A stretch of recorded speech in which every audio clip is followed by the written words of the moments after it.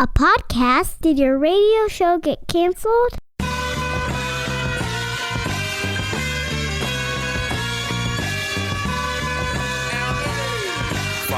Fire.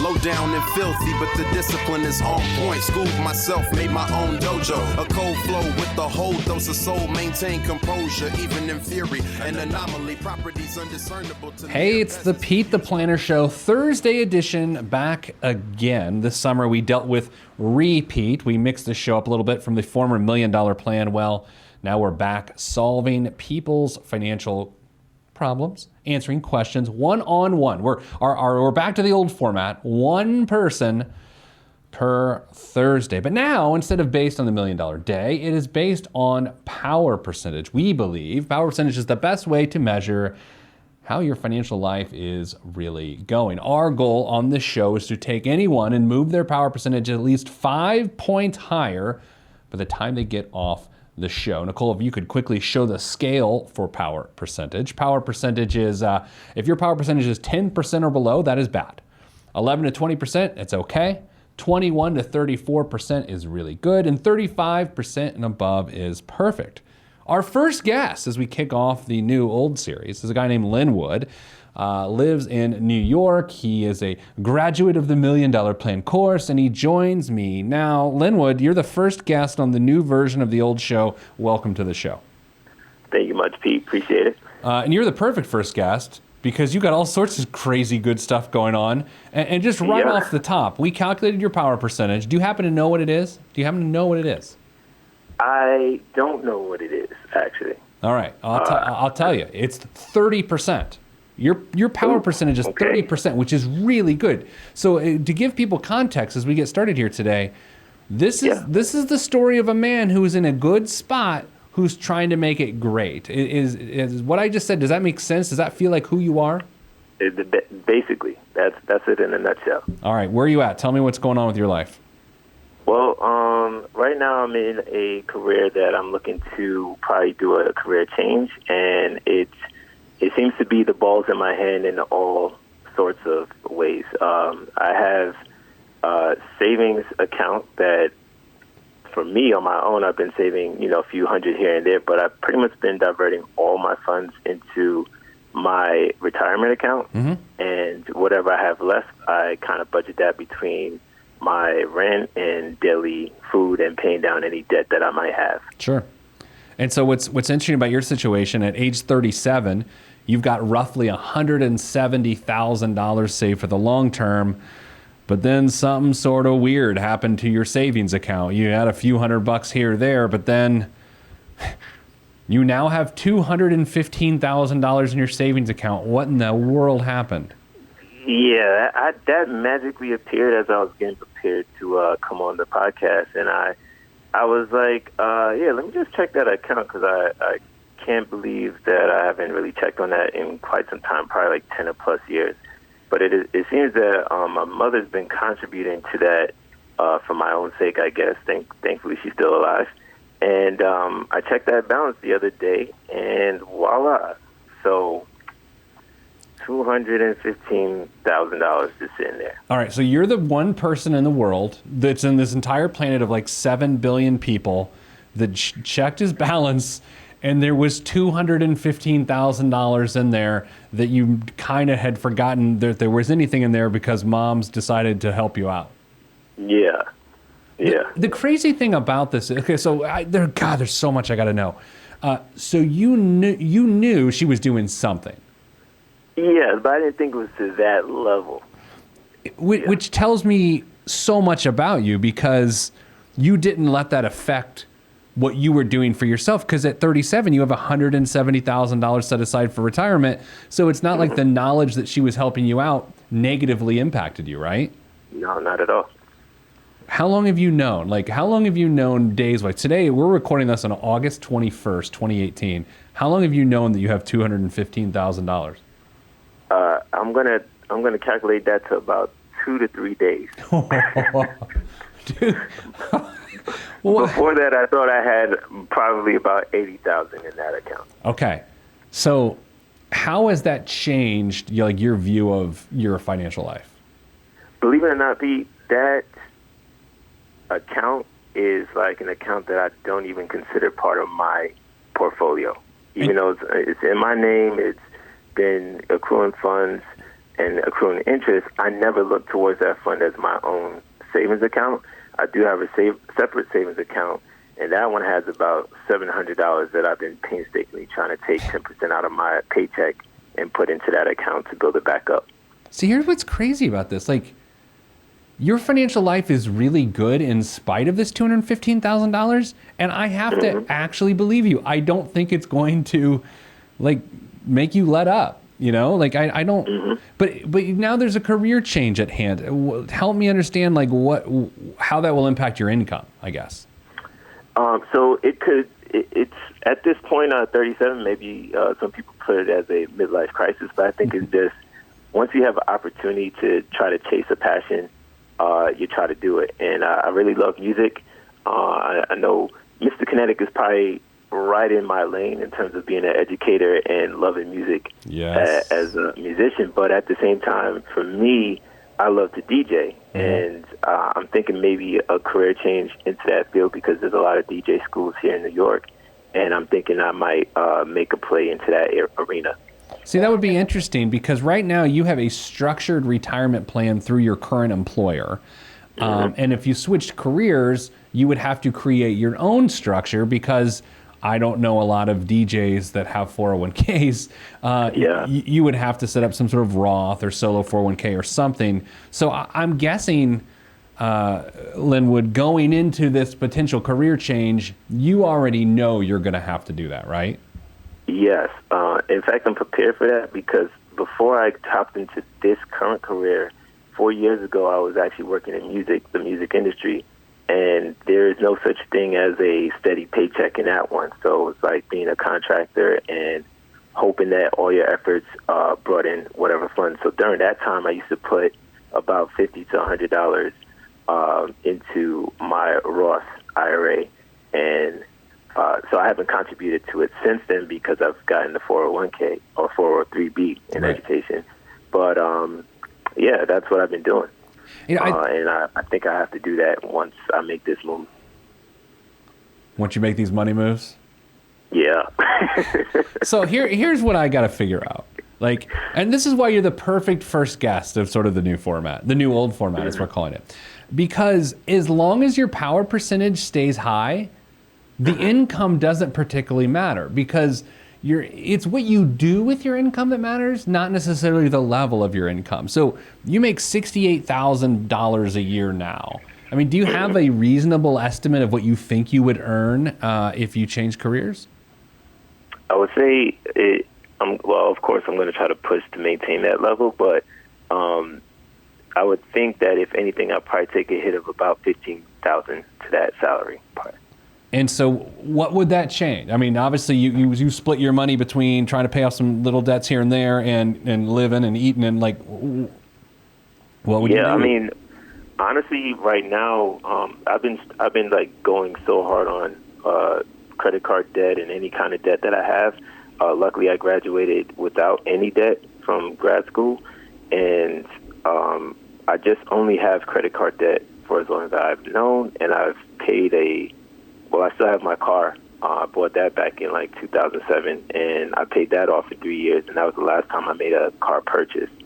So I've really not had too much debt. It was just recently in the last maybe 10 months that I was just going crazy with the credit card, and luckily I've been able to pay that down. So now I only have about $150 worth of credit card debt at this time. See, here's what's crazy about all this. I don't know why I have so many friends that are DJs. For someone as uncool as me, it's completely inconsistent with my character. But I have all these friends that are DJs, and one of them, he is like the OG DJ of like of where I live. Like, he is well respected as a business person. I mean, he started a DJ school, and it's like, here's the thing about this guy.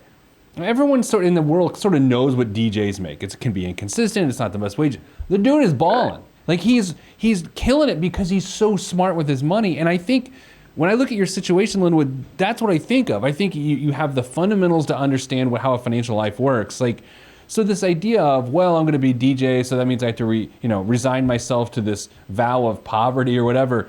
Hopefully you don't feel that way, because it's really about what you do with the money, and that's what makes me excited about your situation. Yeah. The thing that really concerns me is this independent life of renting or hopefully a home ownership eventually in the future. It's like you just, like, even right now, one check goes completely to rent and one check goes completely to all the other needs, from utilities to saving to all the other stuff. And it was tough at first, and that's kind of like what put me in debt. But now that everything is cleared up, I see no limits at this point. So I think you're exactly right. I think it's just me. I worry so much that I might lose it all. If that makes sense. Yeah, but you've got the structure. So you have an $1,159 a month rent payment as it stands now. Or do you live on your own, or you got a roommate? Roommates in New York City.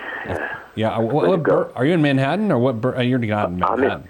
I'm in the new Manhattan, which I call Brooklyn. Yeah. But I've lived here all my life, but, Brooklyn is not the same Brooklyn, and it's probably going to have skyscrapers by the time I'm dead. Yeah, well. So the other thing is, if you're going to be a DJ, it's not like you're going to have 2 paychecks a month. You're going to be out hustling, so you're going to have, you could have 2 to 3 paychecks a week, right? Yeah. That's going to be weird. Do you think you can? That's a dumb question. Do you think you can handle that? Because that's a weird thing, the frequency thing. It is, I think, but my previous job prepared me for that life. So if let's say I had a good hustle month, and every weekend I got paid out, let's say $600 to $1,000 a week, that's a pretty good living. But then I know the next month may be completely short and maybe only made $600 that month. So, like you said, it's probably what I do with the money that is probably going to be okay. But I just need a steady income, and I think that's where teaching at the DJ school, will probably work out. So here's what I got to know. And here's what you got to know. What is the best way to leverage your newfound, I can't believe I'm saying these words, your newfound $215,000? What is the best way to have that propel you forward as opposed to keeping you stable? That's the worst thing that you could do, is to use it to live on. That'd be a horrible idea. Well, once I found out about this, pretty much a large sum of money just sitting in there, pretty much earning nothing in interest, the agent that told me this and myself, we pretty much choked together. And I just wanted to know, with that funding, what should I do with it to help it grow faster? Because I'm automatically thinking this needs to go at least partially into some kind of investment or something that's going to make it grow faster, and just maintain the rest of it in balance. Yeah, I would say this. First of all, you're a young dude. I say that you're 37, I'm 40. I said that to make myself feel better. And I have had a midlife crisis, but it just involves me being a hillbilly and bass fishing. So at least you're not going to do that. No. So I think what you got to do is to say, all right, I'm going to take 50 and legit put it away for 20 years from now. Something like 50 being a placeholder, and saying, I'm going to put this in a balanced market instrument. I'm going to put it in a robo-advisor. I'm going to put it in betterment.com or something like that, where it just goes away and you ignore it even more for 15 to 20 years. Then you probably want 50 of it to legit be your emergency backup plan. And then the other 100, I don't know, maybe that's where you start to tiptoe into New York real estate, if that's conceivable based on what your income is. And by the way, and I can't leave you, or not that we're leaving right now, without saying the idea of, if you're going to be a DJ and you're going to go try to get funding for a real estate purchase, that's probably not great for on a loan application. No offense. Yeah, I get it. I get it. Yeah. So I don't know. So okay. So when do you think you would make this career decision? I'm hoping this year. So from now until June, because that's pretty much just the educational term or school year. So within this time, I'm going to be job hunting and trying to put myself out there. Do you already have the gig at the DJ school or to teach, or is that something you're going to try to do? Try to do because I have some networks there already. So I'm going to try to leverage those networks and see if they have any opportunities there, or like if they've heard of things in the area. Yeah, so this is interesting. Again, you have stability, you have a great power percentage, and the way you know that you're making the right decision going forward is if your power percentage can stay around 30%, and if you can not tap into that 215 to make this dream happen. Like, I feel really good about it. I mean, do you feel good about this, or is it sort of just the natural apprehension of such a big change? At this stage, it's just like wanting to make the right moves and not, look back 10 years from now and say, man, I totally mishandled either that funding of money to, I can't say that anything I've done to this point on my own has been negative, because right now I'm pretty much with the next paycheck at a zero balance on debt, and sky's the limit from there. I would also say if you're going to be doing this over the next, 9-10 months, that really, why don't you start trying to live on what your projected income's going to be and just completely bank the rest? You know what I mean? Like, just start paying yourself starting next month after you pay off that debt, the salary you're going to have 10 months from now, and then it's not hard to do. You're not doing it cold turkey with all the other emotions and excitement that comes with a career change. Makes sense. And I probably shouldn't be doing any large purchases at this time then. So what are you going to cars, buy? I mean, what's a DJ need? Headphones and a cool jacket? Like, I don't know. Hey, maybe. But I was thinking more in terms of transportation, because my car pretty much gets me around to whatever gigs, and thankfully I don't have to carry a huge, set of speakers in a truck, but I can actually pack everything in my car and go. So, but I was, my car is about 10, 11 years old now at this point. Yeah. And I've been the only owner. It still runs good, 120 miles on it. So I don't know if maybe I should just take what I had left in that value of that car and maybe purchase something a little bit more, like a used car, but, probably like a 2015 something. I mean, possibly. Maybe what you do is you use the time frame between now and when you're going to bail on this gig, your current gig, use that to aggressively save to pay cash for a newer car. Gotcha. I mean, that's crazy what I've just said. I mean, it's slightly unrealistic, but it's a heck of a lot better than taking on a payment when your income's about to go down, or liquidating some of your 215. Yeah. Well, I've done it before. I call it the savings diet. No. And basically I just cut back on all the going out to eat and, nights out on the town, and I just try to severely save and, curb that budget. Maybe you change your stage name to DJ Ramen Noodles. I don't know. I don't know. Oh my gosh. $1 a day, that's all it takes. I know. You just totally put that in the mix. Here's what you're going to have to do is mix this audio track once you get it on the podcast into your mix. People are going to be feeling the flow in the club, and then they hear my voice and they're like, oh, this is a buzzkill. This is a buzz. Here, actually, I'm going to give you some audio right now that you can put into your mix. It's don't get bottle service. Don't get bottle service. And so you just need to mix that in, and no one will invite you back. That's probably what it is. I mean, bottle service is a waste, but clubs got to make the money. I understand. Anything else that I can give some credence to? Anything else you need to get off your chest? Yeah, here's one good one that's always bothered me. I don't know if paying credit cards before the statement is a valuable thing to do, or actually waiting till it hits a statement, then pay it off in full is better. Which one's better for the credit history and... It doesn't matter. It doesn't matter from a credit history standpoint. I think in your email you said you've got an 800-point credit score. So at this point, doing anything to make your score go up higher is pointless, right? You're going to get the best credit terms available as long as you have a solid career. I mean, again, this is the dumb thing about all of this. You're a solid credit risk, but the second you go from being what I assume is an educator to a DJ, then that means that you become a lesser credit risk because it's just not that solid of a career. Yeah. So yeah, Okay, cool. it doesn't matter whether it hits, if you paid off before it hits or not. It's just a matter of paying it off before 30-day late. I mean, that's the key. Makes sense. All right, well, God, we have to have an update on this. Like, this is one of those, like, I got to know what happens. Indeed. All right, man. Yeah, but I appreciate all the help, man, and all these are great places to start with. And, hopefully in 10 months, maybe it's better than I expected. Maybe I go up and pay instead of down, and things are just going to be solid. So here's the promise I'm going to make you. I like to go to New York. I'm there a lot.